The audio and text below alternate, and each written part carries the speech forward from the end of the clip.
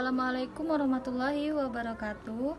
Perkenalkan, nama saya Kusniatin. Saya dari kelas Ilmu Pemerintahan Reguler A-Pagi semester 6. Baik, di sini saya sedikit akan menjelaskan tentang perbandingan pemerintahan antara negara Prancis dan negara Indonesia, baik segi semi pemerintahan dan pendidikan.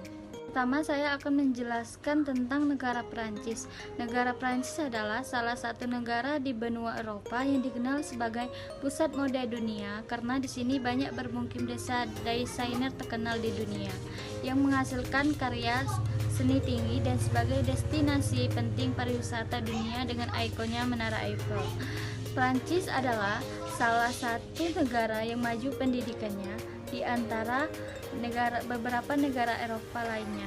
Selanjutnya, Prancis ini pada dasarnya penyelenggaraannya pendidikannya itu di Prancis berlangsung secara sentralistik karena ia dipengaruhi oleh sistem politik dan sejarah pemerintahannya yang berulang kali bersifat sentralistik pula. Maksud dari sentralistik ini yakni pendidikan dipusatkan sepenuhnya kepada pemerintah. Prancis juga telah menjadi tujuan pendidikan dunia sehingga didatangi oleh ribuan orang mahasiswa dari seluruh penjuru di dunia. Sistem pemerintahannya adalah sistem semi presidensial. Prancis ini juga mulai berkembang pada abad ke-19 yang ditandai dengan kemajuan yang dicapai melalui ide-ide pemikiran sosial, politik, ekonomi, dan pendidikan yang digagas oleh kaum menengah. Selanjutnya saya akan menjelaskan tentang negara Indonesia. Indonesia adalah negara kepulauan terbesar di dunia yang terdiri dari 17.504 pulau.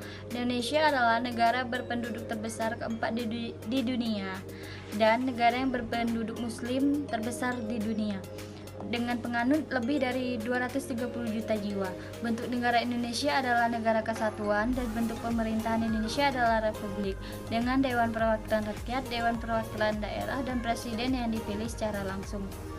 Dan pemerintahan Indonesia menganut sistem presidensial di mana presiden ditetapkan sebagai kepala negara yang dipilih oleh rakyat melalui pemilihan umum dan presiden menetapkan kabinet dan menteri-menterinya. Selanjutnya, Indonesia pernah dijajah oleh Jepang, Belanda, dan Bugis, sehingga Indonesia sangatlah beragam kebudayaannya.